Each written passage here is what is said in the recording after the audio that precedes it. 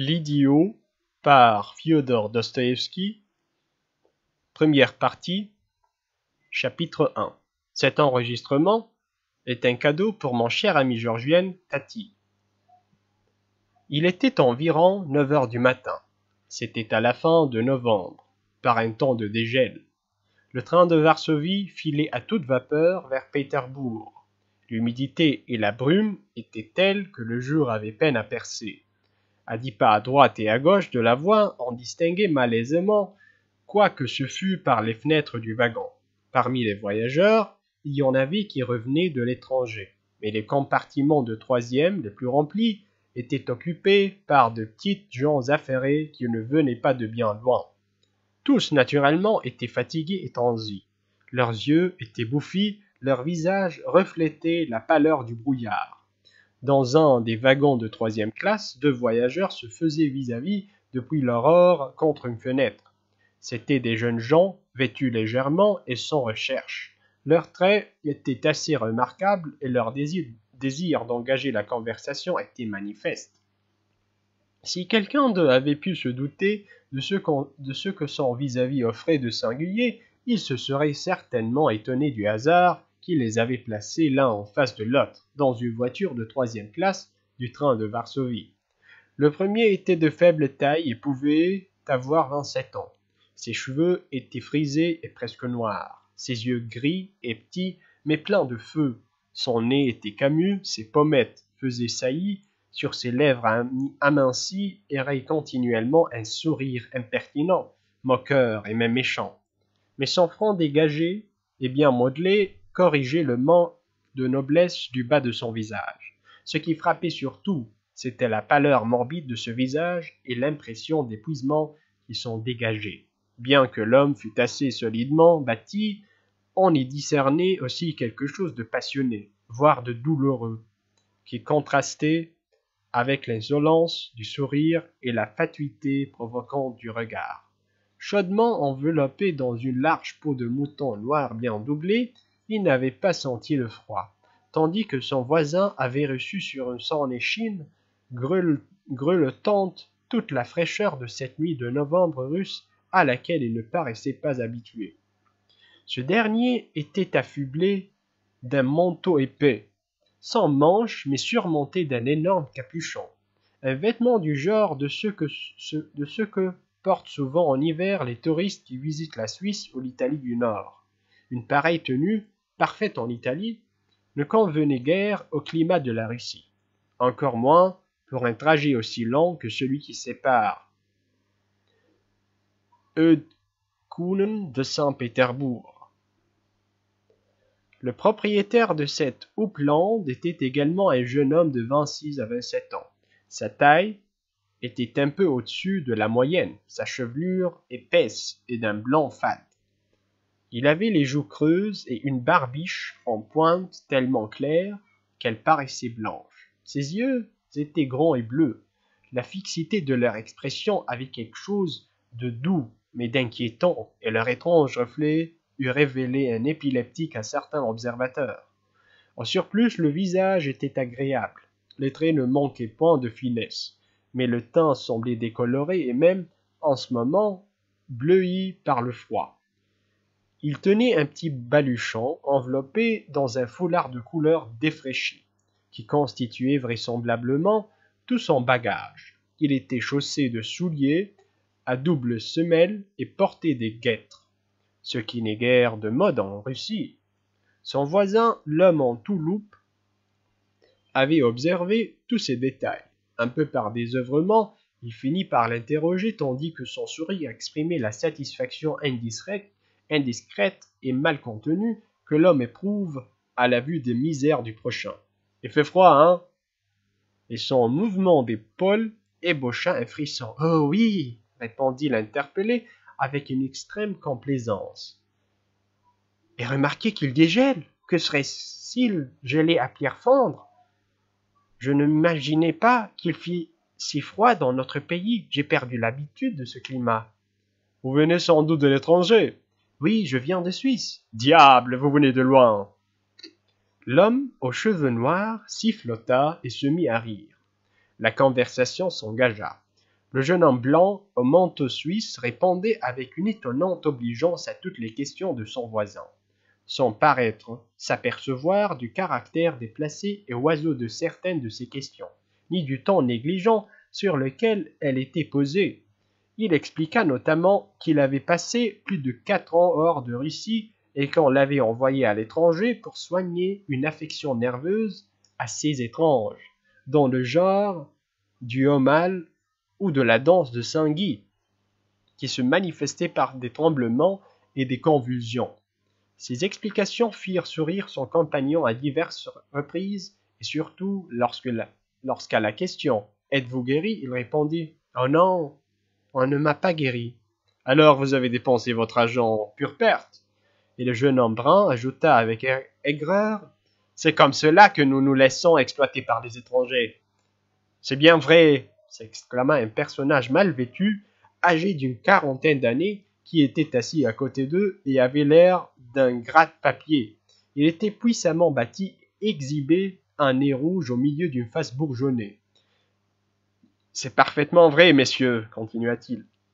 C'est ainsi que les étrangers grugent les Russes et soutirent notre argent. »« Oh, vous vous trompez complètement en ce qui me concerne, » repartit le jeune homme sur un ton doux et conciliant. « Évidemment, je ne suis pas à même de discuter, parce que je ne connais pas tout ce qu'il y aurait à dire sur la question, mais après m'avoir entretenu à ses frais pendant près de 2 ans, mon médecin s'est saigné à blanc pour me procurer l'argent nécessaire à mon retour. » « Il n'y avait donc personne qui put payer pour vous ?» demanda le jeune homme brun. « Et non, monsieur Pavlichev, qui pourvoyait à mon entretien là-bas, est mort il y a 2 ans. Je me suis alors adressé ici à la générale Epanchin, qui est ma parente éloignée, mais je n'ai reçu aucune réponse, alors je reviens au pays. »« Et où comptez-vous aller ?»« Vous voulez dire où je compte descendre, ma foi, je n'en sais encore rien. »« Vous n'êtes guère fixé ?» Et les 2 auditeurs partirent d'un nouvel éclat de rire. « Ce petit paquet contient sans doute tout votre avoir, demanda le jeune homme brun. « Je le parierai, ajouta le tchinovnik, au nez rubicond, d'un air très satisfait. Et je présume que vous n'avez pas d'autre effet au bagage. D'ailleurs, pauvreté n'est pas vice. Cela va sans dire. » C'était également vrai. Le jeune homme blanc en convint avec infiniment de bonne grâce. Ses 2 voisins donnèrent libre cours à leur envie de rire.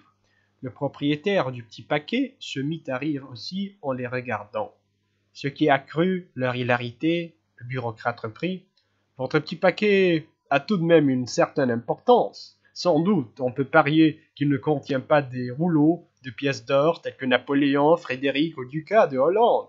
Il est facile de le conjecturer, rien qu'à voir vos guêtres qui recouvrent des souliers de forme étrangère. Cependant, si, en sus de ce petit paquet, vous avez une parente telle que la générale Epanchin, alors le petit paquet lui-même acquiert une valeur relative. Ceci bien entendu, dans le cas où la générale serait effectivement votre parente et s'il ne s'agit pas d'une erreur imputable à la distraction, travers fort commun, surtout chez les gens imaginatifs. »« Vous êtes encore dans le vrai, » s'écria le jeune homme blanc. « En effet, je suis presque dans l'erreur. Entendez que la générale est à peine ma parente, aussi ne suis-je nullement étonné qu'elle n'ait jamais répondu à ma lettre de Suisse. Je m'y attendais. »« Vous avez gaspillé votre argent en frais de poste. Non moins, on peut dire que vous avez de la candeur et de la sincérité, ce qui est à votre éloge. Quant au général Epanchin, nous le connaissons, en ce sens que c'est un homme connu de tout le monde. Nous avons aussi connu feu monsieur Pavlichev, qui vous a entretenu en Suisse, si toutefois il s'agit de Nicolas Andreevitch Pavlichev, car il était 2 cousins de ce nom. L'un vit toujours en Crimée, quant à Nicolas Andreevitch Pavlichev, le défunt, c'est un homme respectable, qui avait de hautes relations et dont on estimait jadis la fortune à 4000 âmes. »« C'est bien cela, on l'appelait Nicolas Andreevitch Pavlichev. » Ayant ainsi répondu, le jeune homme attacha un regard scrutateur sur ce monsieur qui paraissait tout savoir. Les gens prêts à renseigner sur toute chose se rencontrent parfois, voire assez fréquemment, dans une certaine classe de la société. Ils savent tout, parce qu'ils concentrent dans une seule direction les facultés inquisitoriales de leur esprit. Cette habitude est naturellement la conséquence d'une absence d'intérêts vitaux plus importants, comme dirait un penseur contemporain, du reste en les qualifiant d'omniscients, ou sous-entendu que le domaine de leur science est assez limité. Ils vous diront par exemple qu'un tel sert à tel endroit, qu'il a pour ami tel et tel, que sa fortune est de temps. Ils vous citeront la province dont ce personnage a été gouverneur, la femme qu'il a épousée, le montant de la dot qu'elle lui a apporté, ses liens de parenté et toutes sortes de renseignements du même acabit. La plupart du temps, c'est « je sais tout » vent les coudes percés et touchant les appointements de 17 roubles par mois. Ceux dont ils connaissent si bien les tenants sont loin de se douter des mobiles d'une pareille curiosité. Pourtant, bien des gens de cette espèce se procurent une véritable jouissance en acquérant un savoir qui équivaut à une véritable science, et que leurs fiers élèves auront d'une satisfaction esthétique. D'ailleurs, cette science a ses attraits. J'ai connu des savants, des écrivains, des poètes, des hommes politiques qui ont puisé une vertu d'apaisement, qui en ont fait le but de leur vie et qui lui ont dû les seuls succès de leur carrière. Pendant le colloque, le jeune homme brun bâillait, jetait des regards désœuvrés par la fenêtre et semblait impatient d'arriver. Son extrême distraction tournait à l'anxiété et à l'extravagance. Parfois, il regardait sans voir, écoutait sans entendre, et s'il lui arrivait de rire, il ne se rappelait plus le motif de sa gaieté. « Mais permettez, avec qui ai-je l'honneur » demanda soudain l'homme au visage bourgeonné en se tournant vers le propriétaire du petit paquet. « Je suis le prince Léon Nikolaïevitch Mychkine, répondit le jeune homme avec beaucoup d'empressement. « Le prince Mychkine, Léon Nikolaïevitch ? Connais pas, je n'en ai même pas entendu parler, répliqua le tchinovnik d'un air songeur. Ce n'est pas le nom qui m'étonne, c'est un nom historique. On le trouve, ou on doit le trouver dans l'histoire de Karamzin. Je parle de votre personne, et je crois bien, en surplus, qu'on ne rencontre plus aujourd'hui nulle part de prince de ce nom. Le souvenir s'en est éteint. Oh, je crois bien, reprit aussitôt le prince, il n'existe plus aucun prince Mychkine en dehors de moi. Je dois être le dernier de la lignée. Quant à nos aïeux, c'étaient des gentilshommes paysans. Mon père a servi dans l'armée avec le garde-lieutenant après avoir passé par l'école des cadets. À vrai dire, je ne saurais vous expliquer comment la générale Epanchin se trouve être une princesse Mychkine. Elle aussi, elle est la dernière de son genre. Eh, la dernière de son genre, quelle drôle de tournure, dit le tchinovnik en ricanant. Le jeune homme, brun, ébaucha également un sourire. Le prince parut légèrement étonné d'avoir réussi à faire un jeu de mots, d'ailleurs assez mauvais. « Croyez bien que mon intention n'était pas de jouer sur les mots, expliqua-t-il enfin. Cela va de soi, on le voit de reste, acquiesça le tchinovnik devenu hilar. Eh bien, prince, vous avez sans doute étudié les sciences pendant votre séjour chez ce professeur, demanda soudain le jeune homme brun. Oui, j'ai étudié. Ce n'est pas comme moi, qui n'ai jamais rien appris.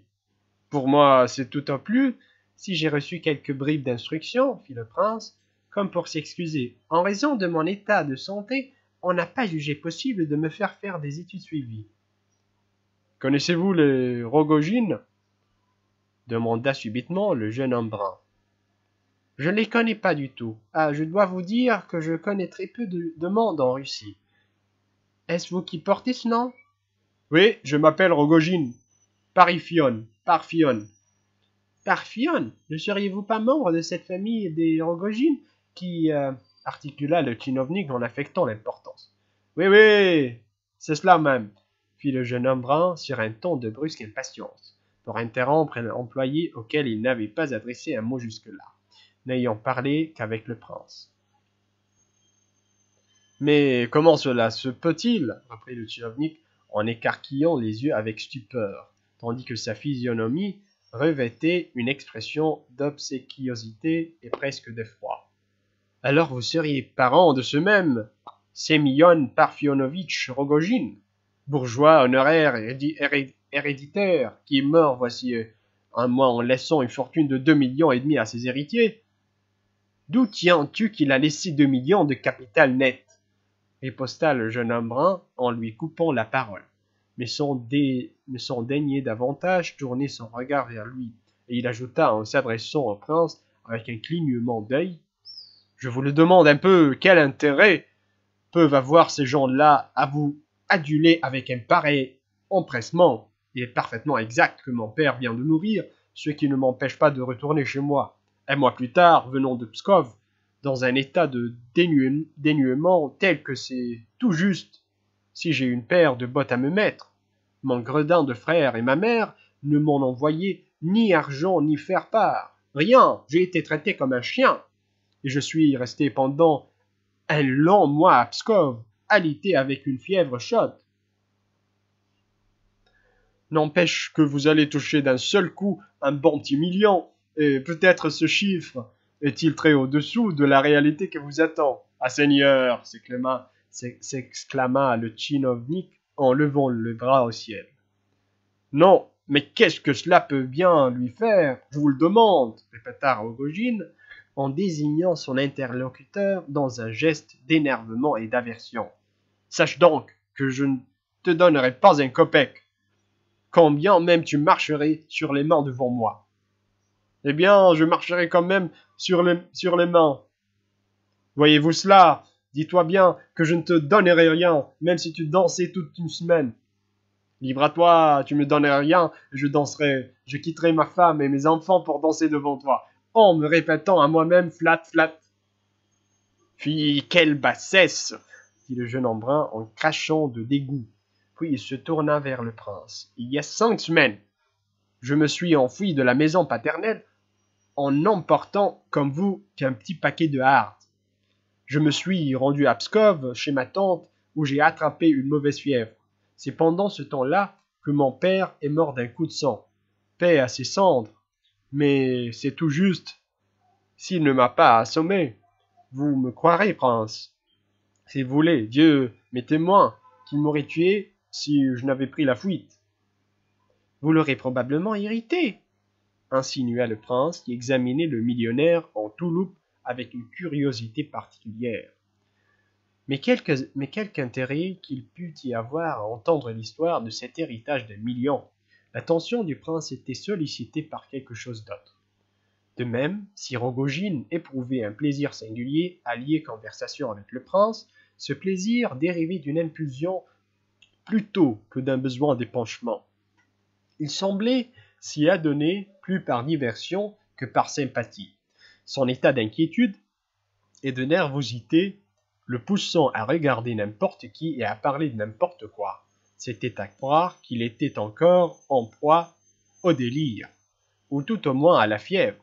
Quant au tchinovnik, il n'avait Dieu que pour Rogojine, osant à peine respirer et recueillant comme un diamant chacune de ses paroles. Il est certain qu'il était courroucé contre moi, et peut-être n'était-ce pas sans raison, répondit Rogojine, mais c'est surtout mon frère qui l'a monté contre moi. Je ne dis rien de ma mère, c'est une vieille femme toujours plongée dans la lecture du ménologe et entourée de gens de son âge, si bien que la volonté qui prévaut chez nous, c'est celle de mon frère Semyon. S'il ne m'a pas fait prévenir en temps utile, j'en devine la raison. D'ailleurs, à ce moment-là, j'étais sans connaissance. Il paraît qu'un télégramme m'a été adressé, mais ce télégramme a été porté chez ma tante, qui est veuve depuis près de 30 ans, et passe ses journées du matin au soir en compagnie d'Urodivi, sans être positivement une nonne. Elle est pire qu'une nonne. Elle a été épouvantée à la vue du télégramme, et sans oser l'ouvrir, elle l'a porté au bureau de police où il est encore. C'est seulement grâce à Konyov, Vassili Vassilievitch, que j'ai été mis au courant de ce qui s'était passé. Il paraît que mon frère a coupé pendant la nuit les galons d'or du poêle en brocart qui recouvrait la bière de notre père. Il a cru justifier sa vilaine action en déclarant que ces galons valaient un argent fou, Il n'en faudrait pas plus pour qu'il aille en Sibérie si j'ai bruité la chose, car c'est un vol sacrilège. Qu'en dis-tu, épouvantail à moineau ajouta-t-il en se tournant vers le tchinovnik. Que dit la loi à ce sujet? C'est bien un vol sacrilège? Certes, oui, c'est un vol sacrilège, s'empressa d'acquiescer l'interpellé. Et cela mène son homme en Sibérie? En Sibérie, et sans barguigner. Ils pensent tous là-bas que je suis encore malade, continua Rogojine en s'adressant au prince. Mais moi, sans tambour ni trompette, tout souffrant que j'étais, je pris le train et en route. Ah, mon cher frère Semyonovitch, il va falloir que tu m'ouvres la porte. Je sais tout le mal qu'il a dit de moi à notre défunt père. En toute vérité, je dois avouer que j'ai hérité mon père avec l'histoire de Nastasie Philippovna. Là, j'ai certainement eu tort. J'ai succombé au péché. L'histoire de Nastasie Philippovna, insinua le bureaucrate sur un ton servile et en affectant de rappeler ses souvenirs. Que t'importe, puisque tu ne la connais pas, lui cria Rogojine en perdant patience. Si fait, je la connais, riposta l'autre d'un air triomphant. Allons donc, il ne manque pas de personne du même nom. Et puis, je tiens à te le dire, tu y es d'une rare effronterie. Je me doutais bien, ajouta-t-il, en se retournant vers le prince, que j'allais être en proie à des importants de cet acabit. N'empêche que je la connais, insista le tchinovnik. Lebedev sait ce qu'il sait. Votre Altesse daigne me rudoyer, mais que dirait-elle si je lui prouvais que je connais Nastasie Philippovna? Tenez, cette femme, pour laquelle votre père vous a donné des coups de canne, s'appelle, de son nom de famille, Barachkov. On peut dire que c'est une dame de qualité, et qu'elle aussi, elle est dans son genre une princesse. Elle est en relation avec un certain Totsky, Athanase Ivanovitch. Ce monsieur, qui est son unique liaison, est un grand propriétaire, à la tête de capitaux considérables. Il est administrateur de diverses sociétés et pour cette raison, il a des rapports d'affaires et d'amitié avec le général Epanchin. La peste soit de l'homme. La peste soit de l'homme, fit Rogojine surpris. Il est vraiment bien renseigné. Quand je vous disais que les BD c'est tout, absolument tout, j'apprendrai encore à votre Altesse que j'ai roulé partout pendant 2 mois avec le petit Alexandre Likhatchov, qui avançait lui aussi de perdre son père, en sorte que je le connaissais sur toutes les coutures et qu'il ne pouvait faire un pas sans moi. À présent, il est en prison pour dette, mais il avait eu en son temps l'occasion de connaître Armance, Coralie, la princesse Spatsky, Nastasie Philippovna, et il en savait long. Nastasie Philippovna, mais est-ce qu'elle était avec Likhatchov? Demande Rogojine, dont les lèvres blêmirent et commencèrent à trembler, tandis que son regard haineux se posait sur le tchinovnik. Il n'y a rien entre eux, absolument rien, se hâta de rectifier celui-ci. Je veux dire que Likhatchov n'a rien pu obtenir en dépit de son argent. Elle n'est pas comme Armance, elle n'a que Totsky. Chaque soir, on peut la voir dans sa loge, soit au Grand Théâtre, soit au théâtre français. Les officiers ont beau jaser entre eux à son sujet. Ils sont incapables de prouver quoi que ce soit. Tiens, disent-ils, vois cette fameuse Nastasie Philippovna, c'est tout. Ils ne disent rien de plus parce qu'il n'y a rien de plus à dire. C'est bien cela, confirme Rogojine d'un air sombre et renfrogné. C'est exactement ce que m'avait dit alors Zaliojev. Un jour, prince, que je traversais le Nevski, affublé de la houppelande paternelle que je portais depuis 3 ans.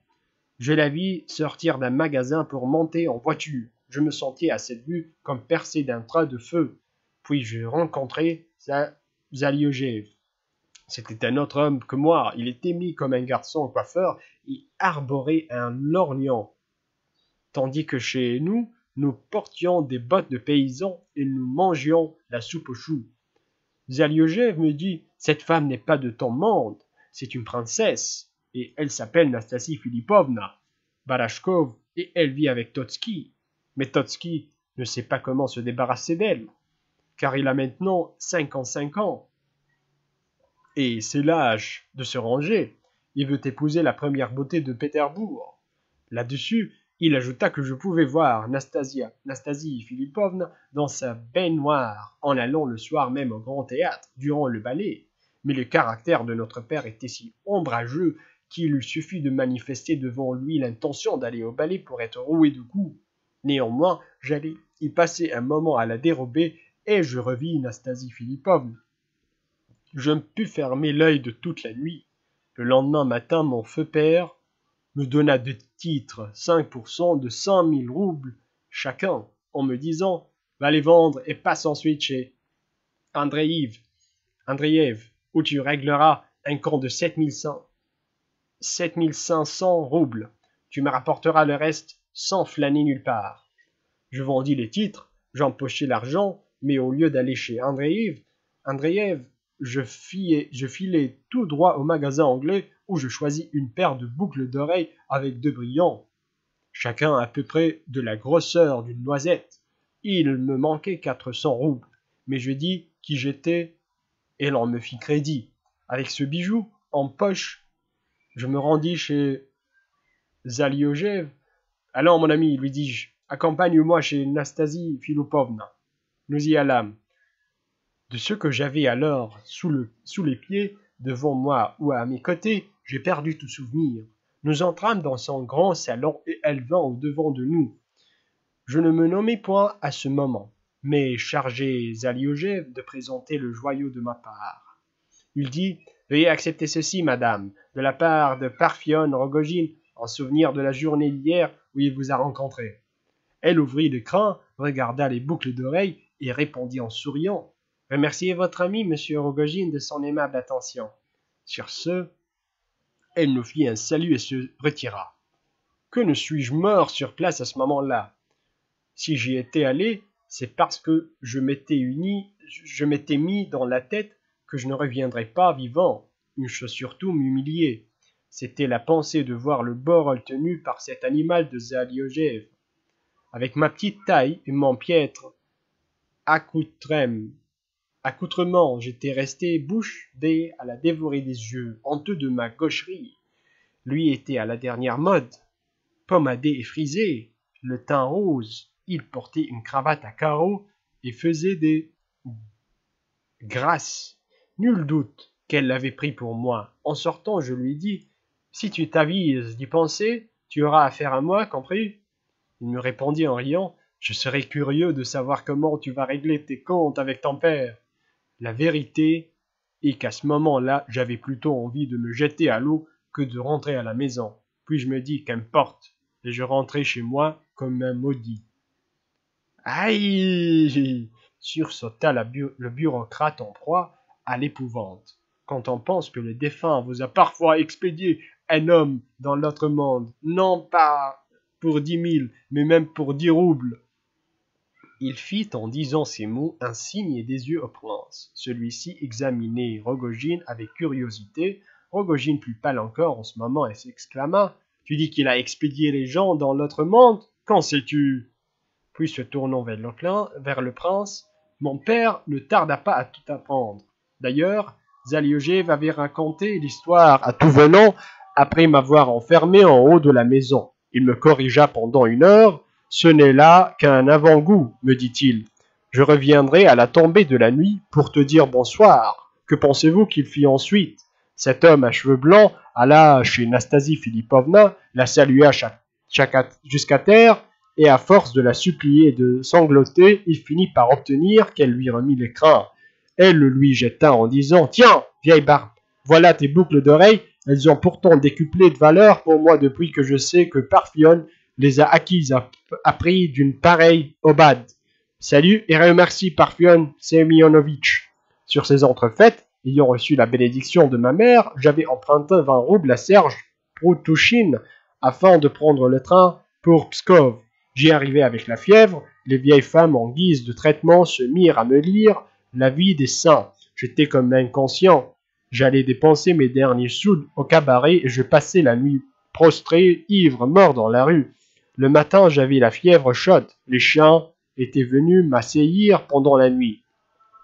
Je peine à recouvrer mes sens. Et maintenant, nous allons voir sur quel ton chantera Anastasia Philippovna, ricana le tchinovnik en se frottant les mains. À présent, monsieur, il ne s'agit plus de boucles d'oreilles, c'est bien autre chose que nous allons pouvoir lui offrir. Toi, tu as beau avoir couru avec Likhatchov, s'écria Rotchin en l'empoignant violemment par le bras. Je te réponds que je te fouetterai si tu dis encore un seul mot sur Anastasie Philippovna. On me fout autant, tu me montreras que tu ne fais pas fi de moi. Fouette-moi. Ce sera une manière de me donner ton empreinte, mais nous voici arrivés. En effet, le train entrait en gare. Bien que Rogojin lui dit qu'il avait quitté Pskov clandestinement, plusieurs individus étaient venus l'attendre à la gare. Ils se mirent à l'apostropher et à agiter leurs bonnets. « Tiens, Zaliojev est venu aussi, murmura Rogojin en jetant sur le groupe un regard de triomphe, tandis qu'un mauvais sourire passait sur ses lèvres. Puis, se tournant brusquement vers le prince, « Prince, sans avoir trop pourquoi, je t'ai pris en affection. Peut-être est-ce parce que je t'ai rencontré dans un pareil moment, cependant. Je l'ai rencontré lui aussi, désigna Lebedev, et je n'éprouve pour lui aucune sympathie. Viens me voir, prince. Nous tâterons tes guêtres. Je te donnerai une pélice de martre de première qualité. Je te commanderai ce qui se fait de mieux comme fras et comme gilet blanc, à moins que tu ne le préfères autrement. Tu auras de l'argent plein des poches, et nous irons chez Nastasie Philippovna. Viendras-tu, oui ou non? Écoutez bien ce langage, prince Léon Nikolaïevitch, dit Lebedev sur un ton d'importance. Ne laissez pas échapper une pareille occasion, je vous en conjure. Le prince Myshkin se leva, tendit la main à Rogojin avec courtoisie et répondit aimablement. J'irai avec vous voir avec le plus grand plaisir, et je vous suis très reconnaissant de la sympathie que vous me portez. J'irai même vous voir aujourd'hui si j'en ai le temps, car, je vous le dis franchement, vous aussi m'avez beaucoup plu, surtout lorsque vous avez raconté votre histoire de bouche d'oreille en brillant. Et même avant ce récit, vous me plaisiez déjà. Malgré votre visage assombri, je vous remercie également de me promettre un vêtement et une pélice, car l'un et l'autre vont m'être indispensables. Quant à l'argent, je n'ai pour autant dire pas un kopek sur moi en ce moment. Tu auras de l'argent pas plus tard que ce soir. Viens me voir. Oui, oui, vous aurez de l'argent, répéta le tchinovnik. Vous en aurez dès ce soir. Êtes-vous porté sur le sexe féminin, prince? Parlez sans embâge. Moi, non. Il faut vous dire, vous ne savez peut-être pas qu'en raison de mon mal congénital, je sais rien de la femme. Ah, s'il en est ainsi, prince, s'exclama Rogojin, tu es un véritable illuminé, Dieu aime les gens comme toi. Oui, le Seigneur aime les gens comme vous, répéta le tchinovnik. Quant à toi, gratte-papier, tu vas me suivre, ordonna Rogojin à Lebedev. Et tous sortirent du wagon. Lebedev avait atteint son but. Bientôt, la bande bruyante s'éloigna de la gare dans la direction du Voznesensky. Le prince devait tourner du côté de la Liteïnaya. Le temps était humide et brumeux. Il demanda son chemin aux passants, comme la distance qu'il avait à parcourir était d'environ 3 verstes. Il se décida à prendre un fiacre.